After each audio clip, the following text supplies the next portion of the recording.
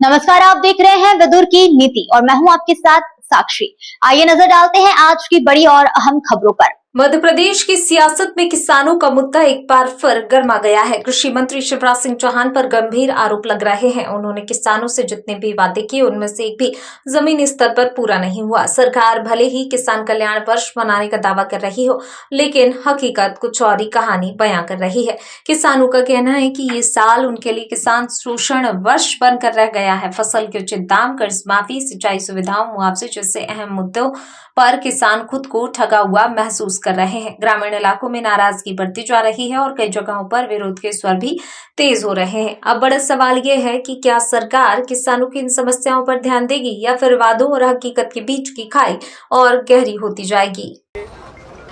आदरणीय शिवराज सिंह चौहान, देश के कृषि मंत्री मोदी जी सब ने किसानों से अलग अलग बातें की, वादे किए, डबल इनकम की बात की।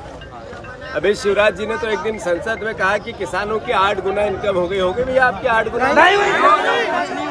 अरे हो गई क्या 8 गुना?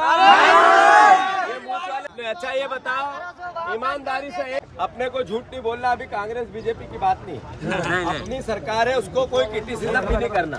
आपको बीजेपी कांग्रेस को क्रिटिसिज्म नहीं करना, मतलब उनकी बुराई नहीं करना। मैं इतना पूछूं कि शिवराज सिंह चौहान ने कहा कि 8 गुना इनकम हो गई किसानों की, संसद में हो गई? नहीं करके बताओ हो गई? अच्छा चलो ये छोड़ दो। आपको जब अपनी सरकार बन रही थी शिवराज सिंह की, उन्होंने कहा 2700 के गेहूं के दाम देंगे, मिलने लगे क्या? नहीं। आपको कहा था 3100 के धान के दाम देंगे, नहीं मिले।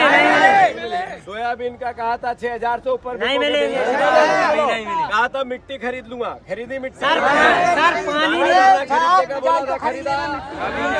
अभी धुलाई भी चालू नहीं है। यूरिया की लाइनों में कौन कौन लगा जरा?